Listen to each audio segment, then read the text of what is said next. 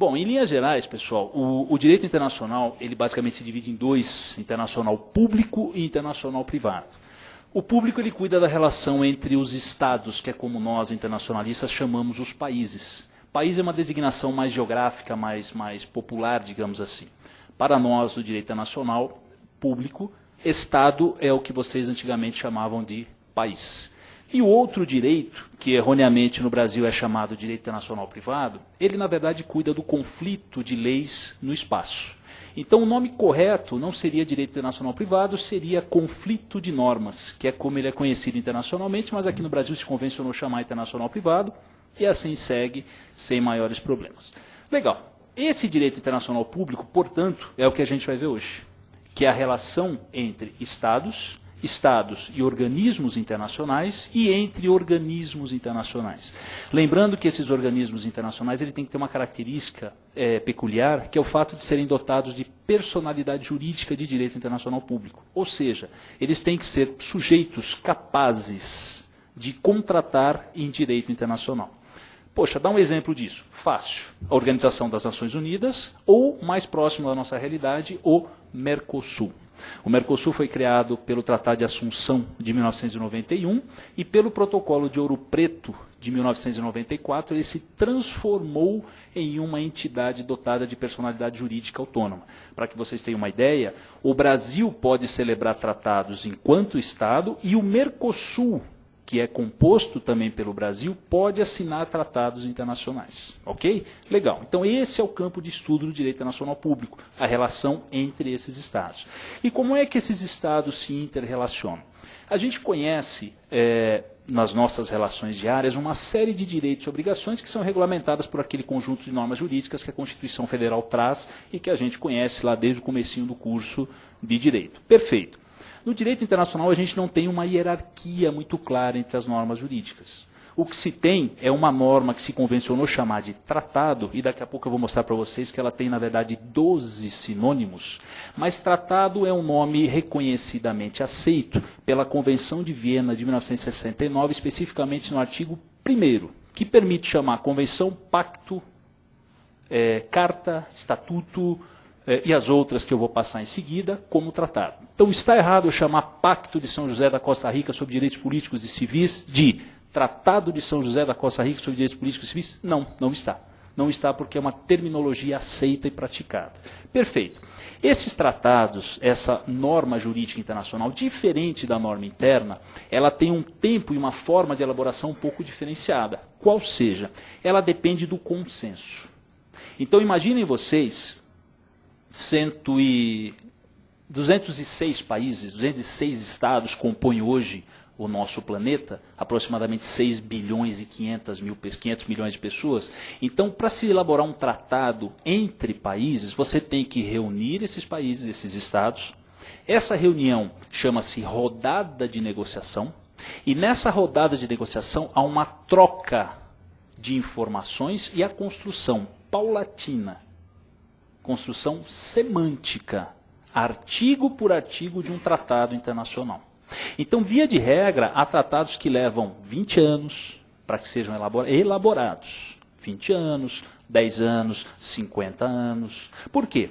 E uns não chegam à sua conclusão. Vou dar um exemplo de um tema, terrorismo. Terrorismo.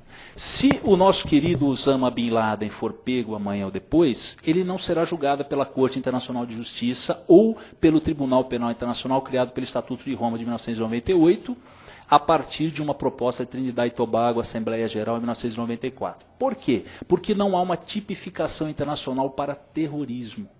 E por que não se conseguiu elaborar um tratado internacional para definir terrorismo? Fácil. O Ocidente quer emprestar ao terrorismo uma definição com conteúdo religioso. E o Oriente quer emprestar à definição, à tipificação de terrorismo, um conteúdo ideológico. Enquanto eles não se acertarem no conteúdo semântico da palavra terrorismo, não há tratado. Em não havendo tratado, não se pode punir. Dou um outro exemplo. O próprio Estatuto o próprio Tratado de Roma, de 1998, que cria o Tribunal Penal Internacional, ele define alguns crimes, como, por exemplo, crime de guerra. E a gente viu algum tempo atrás, por ocasião da invasão e ocupação do Iraque pelas tropas norte-americanas, que alguns prisioneiros iraquianos foram vilipendiados no presídio de Abu Ghraib, no Iraque, por tropas norte-americanas. E aí a opinião pública internacional clamou por uma punição a esses soldados. E elas não puderam ser feitas. Por quê? Porque os Estados Unidos não assinaram o Estatuto de Roma de 1998. Por não tê-lo assinado, não se obrigam a ele. Legal? Vou além. Protocolo Quadro das Nações Unidas para o Controle de Emissão de Poluentes na Atmosfera. Um nomão desse daí que a gente pode resumir em dois. Protocolo de Quioto, de 1998. Pelo Protocolo de Quioto, os países signatários devem retroagir os seus índices de emissão de poluentes ao que emitiam em 1990. O tratado foi elaborado em 98.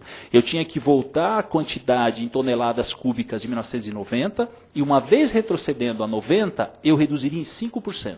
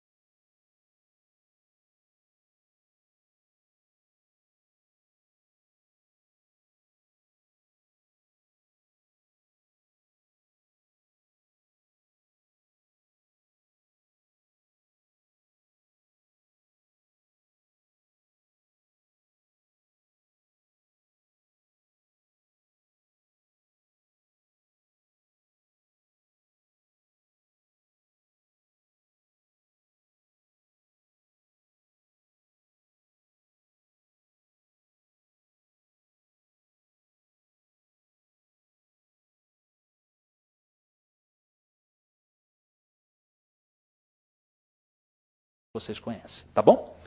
O Pacto de São José da Costa Rica, em especial, ele entrou em vigor no dia 18 de julho de 1978. Ele entra em vigor em 18 de julho de 1978 e, para o Brasil, ele foi ratificado no dia 9/7 de 1992. 92. Então, o Pacto de São José da Costa Rica sobre direitos civis e políticos já era norma jurídica interna desde 1992. Quando o legislador constituinte, buscou esse conteúdo para inseri-lo na emenda constitucional 45 de 2004, já era norma jurídica interna. Tomem atenção com isso. Então, o legislador constituinte não foi buscar um tratado internacional, recortou, colou no texto de uma emenda constitucional. Não. Já era uma norma jurídica interna, cujo conteúdo fez parte de uma PEC, e essa PEC seguiu a tramitação regulamentar, convertendo-se em emenda constitucional. Tomem atenção com esse detalhe. Não é? Muitas vezes se diz isso de forma incorreta para dar-se a impressão de que era uma norma totalmente alienígena, estranha, e dela se fez uso para engrandecer ou para engordar o texto da emenda constitucional. Não é verdade. Já era norma jurídica interna. Tá bom? Desde 1992. Tá. Seguindo adiante, para eu poder passar para vocês, depois a gente até volta aqui, são algumas convenções, como a Convenção de Genebra, que eu trouxe para tentar mostrar para vocês alguns dados curiosos, como, por exemplo, a primeira dela criou a Cruz Vermelha Internacional, que é o que a gente chama em direito internacional de direito humanitário. O direito humanitário ele só é utilizado para regulamentar guerras. Em época de paz, isso aqui fica guardado na gaveta. Em época de guerra, eu retiro da gaveta, retiro todo o ordenamento jurídico dos países, olha só que estranho, e aplico esse direito humanitário. Fundamentalmente, esse direito humanitário regulamenta a relação entre os beligerantes, entre aqueles que estão em conflito. E uma sequência de convenções celebradas na cidade de Genebra, que era a sede da antiga Sociedade das Nações, regulamenta a guerra. A primeira delas cria a Cruz Vermelha Internacional. Cruz Vermelha que não tem nenhuma relação com o cristianismo, o catolicismo ou qualquer outra religião afim. A bandeira da Cruz Vermelha Internacional é uma inversão da bandeira da Suíça, porque o Henri Dunant, que foi o médico que deu início a essa convenção, era suíço, e Genebra fica na Suíça, então inverteram-se as cores da bandeira da Suíça, criando a Cruz Vermelha Internacional. Mas se for um país muçulmano em conflito, reparem na próxima bomba explodida no Oriente Médio, vocês vão perceber que a ambulância ela tem uma lua crescente pintada em vermelho. Então os países que não quiserem utilizar-se da cruz, utilizam-se do crescente vermelho. E se a bomba explodir em Israel, aí você usa a estrela de 6 pontas. Então são os 3 símbolos internacionais admitidos para identificar a Cruz Vermelha Internacional. E um quarto símbolo está em estudo, ainda não foi aprovado por todos, que é o símbolo de um diamante. Legal? Também na cor vermelha. Para a gente correr um pouquinho mais, prisioneiros de guerra. Olha só o que você não pode fazer com prisioneiros de guerra. Ó, você não pode torturar. Você tem que proporcionar a ele a satisfação de obrigações sanitárias, higiênicas, alimentação. Você tem que respeitar a religião desse prisioneiro de guerra. E uma das torturas mais praticadas em Abu Ghraib era o de colocar aquele prisioneiro muçulmano em uma cela fechada, com todas as paredes revestidas com pôsteres de mulheres nuas. Por quê? Porque o Corão proíbe expressamente, eu não me lembro a sura de cabeça, mas ele proíbe expressamente que o muçulmano olhe o corpo nu de uma mulher. Legal? E na medida que colocava esse preso nesta cela para olhar para o corpo nu daquelas modelos expostas, este prisioneiro de guerra tinha violado o seu direito à religião. Porque para ele havia a prática do pecado. Legal? Seguindo adiante, a gente vem aqui sobre a proteção civil. E, por fim, acho que vocês já viram, em época de conflito, o jornalista que cobre o evento, a guerra, ele usa um colete preto escrito imprensa, né, press, em inglês, nas costas. Por quê? Esse é o anexo 3º à Convenção de Genebra, que permite a figura do correspondente de guerra. Se aquele jornalista for morto, ele arrumou um problema sério para os países beligerantes, que vão responder financeira e criminalmente pela morte desse jornalista. Só que ele, jornalista, não pode, por exemplo, vestir uma farda para entrar no clima da guerra e escrever melhor a matéria, porque ele pode ser confundido. Não é? Por isso que, reparem, as matérias do Jornal Nacional, tudo mais, o jornalista está sempre com a roupa civil e o colete identificando-o claramente. Tá bom?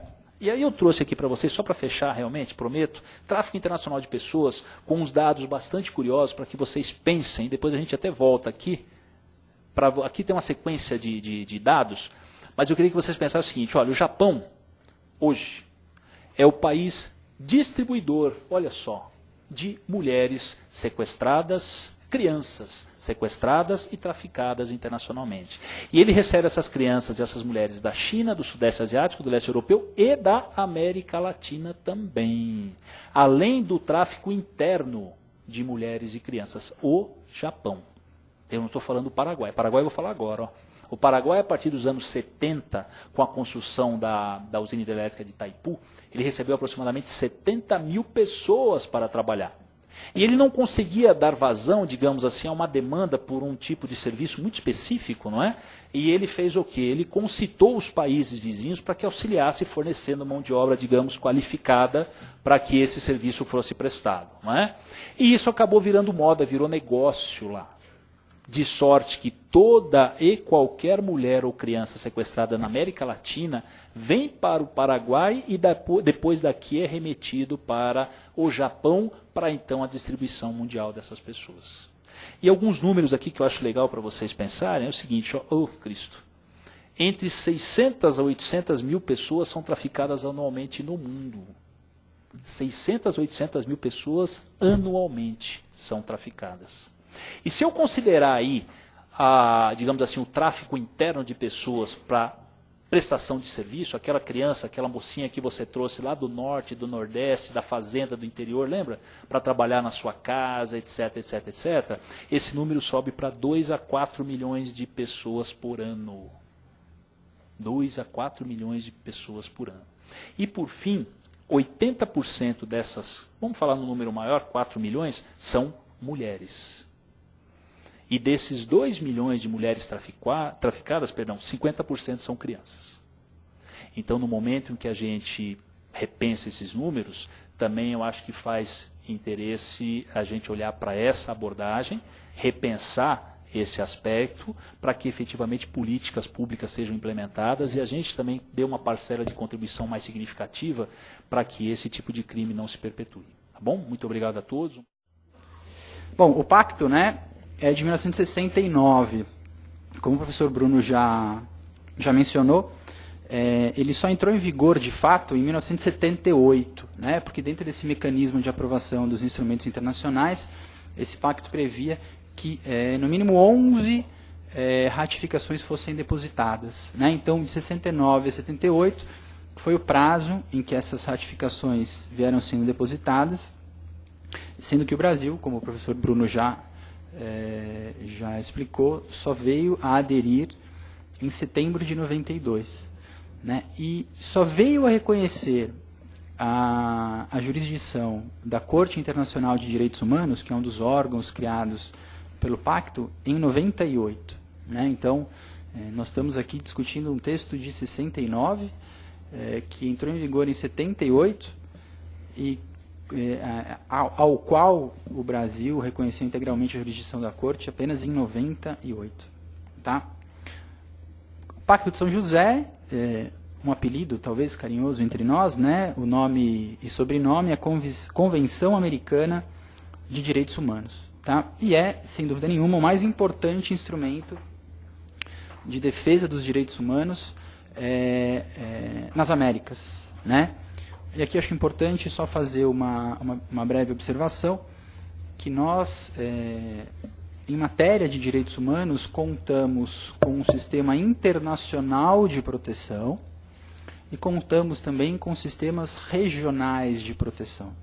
Né? Então, o sistema universal, o sistema mundial, que teria aí como órgão máximo a ONU, né, a Organização das Nações Unidas, e os sistemas regionais, dos quais a gente pode destacar 3. Né? O nosso, que é o interamericano, o europeu, então esse nosso interamericano é de 69, o europeu da década de 50 e o africano mais recente de 1981. Então a gente tem 2 sistemas, né? O universal e o regional, para cada um desses grupos de países. Então a gente poderia eventualmente chegar à conclusão, né, que talvez houvesse aí um conflito de normas, né? Se fosse certamente no direito interno, a gente falaria aí num conflito de normas entre normas de caráter universal, normas de caráter regional. Mas, na verdade, né, isso acaba se resolvendo, aí eu acho que é um dado importante, um dado interessante, né, por uma regra de aplicação dos direitos humanos, que é sempre a aplicação da norma mais favorável à vítima. Ou seja, sempre a pessoa que teve o direito violado, né, ela vai ter direito à aplicação da regra que lhe for mais favorável.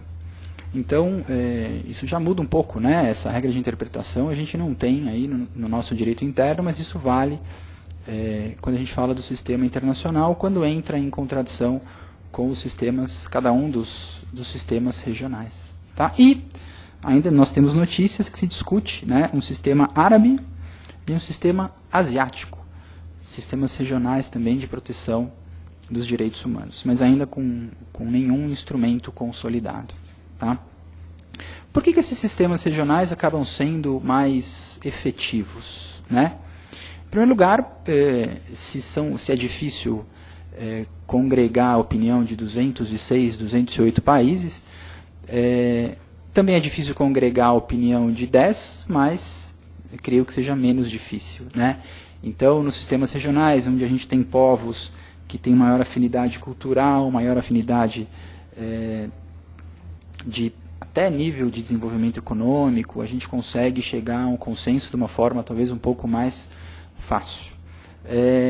Além disso, né, a proximidade dos países que são parte do pacto acabam servindo quase que como um cumprimento, né, fazendo com que o cumprimento das regras do pacto assinado seja um cumprimento um pouco mais espontâneo. Né? Quer dizer, no pacto regional nós somos vigiados pelos próprios vizinhos. Né? Então, a questão fica talvez até um pouco mais fácil de ser resolvida. Né? E certamente, então, a gente tem aí até entre os estados vizinhos o poder de pressão econômica, né? Porque um certamente depende um pouco do outro. Então, os sistemas regionais são sistemas que têm dado muito certo. Né? A gente universalmente parou lá na Carta de 48, né? E agora a gente assiste a um desenvolvimento dos sistemas regionais de proteção dos direitos humanos, sem prejuízo, né, de todas as disposições lá de 48. Bom, esses sistemas, né, de direitos humanos, sejam eles o universal, sejam os sistemas regionais, eles acabam trazendo para os países signatários obrigações de duas naturezas. Né? E aí acho interessante também porque difere bastante do direito interno. Por exemplo, as obrigações negativas são aquelas que fazem com que o país abstenha-se de praticar determinados atos. Então, por exemplo, confissões por meio de tortura, por exemplo, prisões degradantes. Então, o Estado tem uma obrigação aí que internacionalmente, né, no ramo do direito internacional, é conhecido como obrigação negativa. Não faça isso. Né, não torture, não... enfim. E também nós temos obrigações positivas. E que é interessante, né, porque essas obrigações positivas elas acabam impondo aos Estados o dever, por exemplo, de evitar que outras pessoas dentro desse território cometam contra o povo desse território determinados atos que são atos degradantes aos direitos humanos. Então, o Estado não pode torturar. Internacionalmente conhece como obrigação negativa. Agora, o Estado deve evitar que se torture. Ou seja, o Estado pode vir a ser responsabilizado, ainda que ele não faça, ou ainda que os agentes a serviço dele não façam. Mas, diante de uma omissão do Estado que passivamente assiste a atos que degradam os direitos humanos, sejam ou não praticados pelos seus próprios membros, esse Estado pode vir a ser responsabilizado. Né? Então, se a gente fosse lá para o direito penal, a gente pune por uma ação positiva, né, uma ação comissiva, e pune também por uma ação omissiva, por uma ação negativa. Muito bem. Em matéria de direito penal, eu separei aqui dois assuntos, né, que são tratados no nosso Pacto de São José, que eu acho interessante trazer à discussão. O primeiro, né, é a pena de morte. Então, o pacto ele faz uma série de restrições à pena de morte, dentre elas, lá no artigo 2º do pacto, né, fala-se do direito à vida, dentre elas, por exemplo, a vedação de criação dessa pena nos países que não a admitem, né? Então vejam como é complicado costurar o pacto, como já relatou o Bruno, né? Quer dizer, há países que na América, dentro do sistema interamericano, admitem pena de morte. Então como é que vamos costurar um texto comum a todos, né? E a solução foi justamente essa. Olha, se você já executa, né? Tudo bem, né? Mantém aí o seu direito interno. Agora, os países que não têm, não podem ter mais, né? Então quem já estabeleceu, siga a sua vida. Agora quem não estabeleceu ainda não pode mais estabelecer. Então essa seria uma primeira limitação, né? Nos países que já admitem a pena de morte, também existe uma vedação expressa a que novos crimes venham a ser punidos com pena de morte. Ou seja, então a gente tem hoje, né, a seguinte situação nos países que ratificaram o pacto. Quem não tem não pode ter, quem já tem pode continuar tendo sem ampliar as hipóteses em que ela é cabível, né? E também temos algumas regras de direitos, né, mais humanitários, aí, não no sentido de direitos humanitários relativos à guerra, mas, por exemplo, não podem ser aplicadas para menores de 18 anos que cometem crimes, né? Então, ainda que em alguns países a gente não tenha a maioridade penal como temos no Brasil aos 18, né, esses países que têm aos 16, aos 14, ou países que adotam outro critério para estabelecer a imputabilidade penal, não podem aplicar a pena de morte se o ato é cometido, né, se o fato criminoso é cometido por pessoas menores de 18 anos. Né? Então, dentro das possibilidades de consenso, né, não pode aplicar contra a mulher grávida. Né? Então, a minha interpretação é que aguarda-se, né, o nascimento da criança, aí sim, teoricamente, poder-se-ia aplicar. Mas a gente tem essas regras limitadoras da pena de morte. Né? Uma outra questão de direito penal, também lá no parágrafo 4º, mas aí no número 6, diz respeito à finalidade da pena privativa de liberdade. Né? Falar sobre pena privativa de liberdade é sempre algo polêmico. Né? Ainda hoje eu estava de manhã ouvindo uma entrevista do professor Luiz Flávio Gomes falando sobre a questão das... Vamos usar um nome que todo mundo usa, né? Das coleiras, pulseiras eletrônicas, né? Esse sistema de rastreamento eletrônico, né? E, enfim, a ideia que está sendo discutida no Brasil hoje é que se adote isso para os criminosos que estão em regime semiaberto, né, ou regime aberto para controle. Mas, enfim, a pena privativa de liberdade no pacto teria duas funções. Né?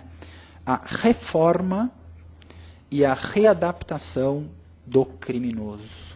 Reforma e readaptação do criminoso. Né? E, desafortunadamente, essas são as palavras exatas que o pacto utiliza, e desafortunadamente, né, a gente tem uma grande crítica que pode ser feita contra essas chamadas teorias né? Essas teorias de readaptação, ressocialização, reintegração, etc. Né? E aí já é uma opinião particular minha e pessoal minha. Né? Em primeiro lugar, a gente não pode readaptar o que nunca foi adaptado. Né? Quer dizer, a gente não pode ressocializar quem nunca foi socializado. A gente não pode reinserir quem foi eternamente, durante todo o tempo, excluído. Né? Então, minha opinião pessoal, a gente tem aí, e isso infelizmente, né, foi mantido no pacto, a gente tem aí uma grande hipocrisia. Né? Então o Estado finge que reeduca, né? É até engraçado que nos presídios chamam-se, de fato, alguns, né, os reeducandos. Né? Olha, o reeducando, o senhor veio falar com quem, doutor? Com o reeducando fulano? Né? E a gente pensa que está entrando, né, em algum lugar assim de fato, reeducação, né? Mas, na minha opinião, né, o mais adequado seria de fato admitir que a pena tem função punitiva, né? Qual é o mal de admitir que aquele que pratica um mal recebe outro mal em troca? Mas não, a gente não pode, né? Porque nós não somos vingativos e não retribuímos. Na verdade, a gente aplica a pena quase que como um remédio, né? E tem gente que vai chegar ao cúmulo de dizer que é um bem para o condenado, então pergunta para ele se ele quer esse bem. Né? Pergunta para ele se ele quer que seja feito esse bem em prol dele. Né? É mais ou menos aquela história, vai doer mais em mim do que em você. Né? Quando o pai, não, olha, vai doer mais, vai nada, né? Vai nada. Então pergunte ao condenado se ele quer ser readaptado. Tá? Bom, divagações de lado, eu separei também algumas coisinhas para a gente conversar sobre o direito processual penal. O direito processual penal. Né? Destaco lá no artigo 8º, o item 2, a letra G, que é o direito de não ser obrigado a depor contra si próprio. Né? O direito de não ser obrigado a depor contra si próprio. Desculpem. Em latim a expressão é nemo tenetur si detegere. Nemo tenetur si detegere. Né? Já foi o tempo em que a gente fazia o criminoso expiar as penas confessando. Né? Lá na época de mistura de direito penal com religião, lá na, entre aspas, Santa Inquisição, né? Em que o condenado ou o processado encontrava a paz espiritual confessando o crime. Né? Não precisa mais disso hoje. Né? O condenado pode exercer livremente o direito de defesa, seja ficando em silêncio, né? E aí surge a questão que é saber se o condenado tem ou não o direito à mentira. Né? Tem ou não o direito à mentira. E aí, academicamente, eu diria que não. Né? Que o direito à mentira seria a chancela pelo nosso sistema normativo de um ato que é certamente ilícito e não desejado por ninguém. Né? O que acho que tecnicamente a gente poderia dizer, de uma forma mais adequada, conciliando todas as opiniões, é que, muito embora ele não tenha o direito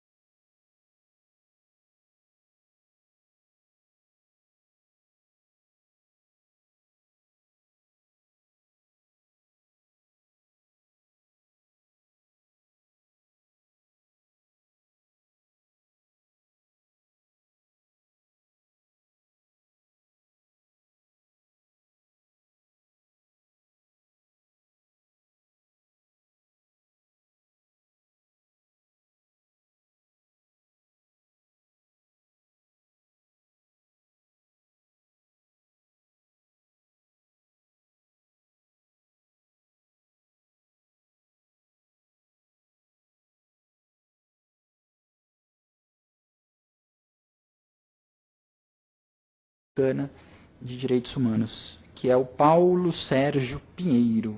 Paulo Sérgio Pinheiro, carioca, cientista político e diplomata. Recomenda, essa Comissão Internacional Interamericana de Direitos Humanos faz recomendações, faz consultas, pareceres, tá bom? E a comissão pode encaminhar determinados casos para a Corte Interamericana de Direitos Humanos. Essa sim, com uma função jurisdicional. Obviamente, como o professor Bruno falou, essa submissão à jurisdição da Corte tem que ser prévia e voluntária. Né? Tem que ser prévia e voluntária.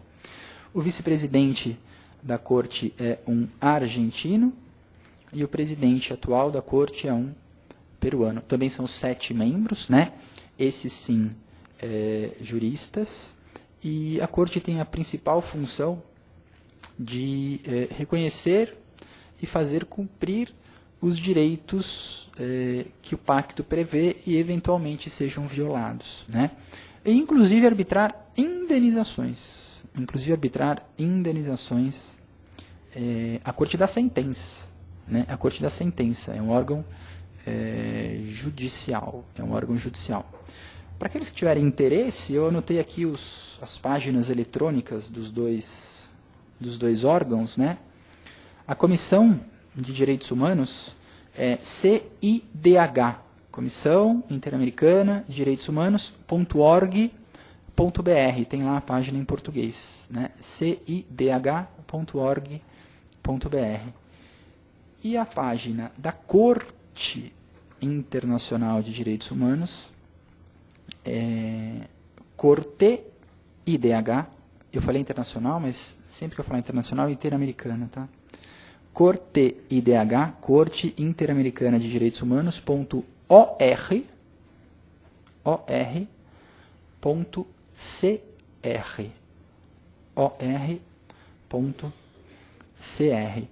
E foi consultando o site da Corte que eu separei aqui para trazer para vocês um caso concreto, em que me interessei pelos casos em que o Brasil estava envolvido, né? E especificamente esse é o caso do presídio de Urso Branco. É o caso do presídio de Urso Branco, que é um presídio em Rondônia, Porto Velho, em que no período de 6 meses, de janeiro a junho de 2002, no período de 6 meses, de janeiro a junho de 2002, ocorreram 32 mortes de presos, de internos, ou se preferirem de reeducandos, né? E isso foi causado por uma realocação, isso apurou-se, né, no processo perante a Corte. Isso foi causado por uma realocação dos presos dentro das celas e dentro dos compartimentos internos do presídio. O que aconteceu? Geralmente nos presídios existem celas, né, que são celas chamadas de seguro, né? Quem leu lá o Estação Carandiru do Drauzio Varela sabe do que eu estou falando, né? Então são presos que por algum motivo, ou porque adquiriram dívidas impagáveis por droga, por exemplo, dentro da cadeia, ou porque cometeram crimes que são considerados sob a ótica dos criminosos mais graves, como por exemplo crimes sexuais, né? São presos que são quase que jurados de morte, né? São efetivamente jurados de morte e condenados à morte, né? pelos entre aspas colegas de infortúnio. Enfim, e o Estado ouve por bem, né? Ouve por bem ao seu bel prazer acabar com essas celas, acabar com esses seguros, né? Então, dia após dia, esses presos que tinham essas situações complicadas, delicadas com os colegas presos, foram sendo mortos dentro do presídio. Então, durante 6 meses, né, nesse curto período de 6 meses, 32 mortes. Esse caso foi levado à Corte Interamericana de Direitos Humanos e a Corte reconheceu, né, que o Estado o Brasil, né, por meio de um dos seus entes federativos, o Estado de Rondônia, estava descumprindo uma obrigação positiva né, de evitar que esse tipo de massacre continuasse acontecendo, né? E aí a Comissão Interamericana, a Corte Interamericana de Direitos Humanos impôs, né, as chamadas medidas preventivas com relação aos que eles entendiam viável para erradicar esse tipo de atentado aos direitos humanos, né? Destacadamente, a determinação de se proteger a vida e a integridade física, de apurar responsabilidades pelo que aconteceu, né? E cobrar as medidas necessárias para evitar a continuidade desses atos de violação dos direitos humanos, né? E isso se repetiu também em presídios de Araraquara e na FEBEM, aqui em São Paulo, né? Hoje Fundação Casa, aqui na Vila Maria. E, salvo engano, né, pelo menos pelas pesquisas que eu fiz, o último caso que foi levado com relação ao Brasil à Corte Interamericana de Direitos Humanos foi uma petição, né, um pedido, um pleito de várias organizações sociais de lutas de direitos humanos no Brasil, especificamente dos que peticionaram, eu conheço, né, por ter uma atuação bastante destacada na mídia, o grupo Tortura Nunca Mais. E o grupo Tortura Nunca Mais questionou uma comissão que foi criada pelo governo brasileiro para apurar as responsabilidades pelas mortes na guerrilha do Araguaia. O que questionou esse grupo Tortura Nunca Mais? Questionou que o presidente da comissão era um membro do Exército Brasileiro, né? Então, seria mais ou menos como pedir para alguém que cometeu o ato investigar o próprio ato cometido, isso lá sem entrar no mérito. Enfim, se era exatamente isso que está acontecendo, mas esse foi o pedido lá do grupo, né, na Corte Interamericana. E, enfim, esse pedido não foi acatado, né? A Corte entendeu que a simples coordenação por parte de um membro não iria afetar do membro do Exército não iria afetar os trabalhos, mesmo porque outras pessoas estavam envolvidas, de outras instituições, enfim. Esse pedido não foi acatado. Tá, então, agradecendo a atenção de vocês, me desculpando pelas minhas limitações, tá bom? Muito obrigado, gente.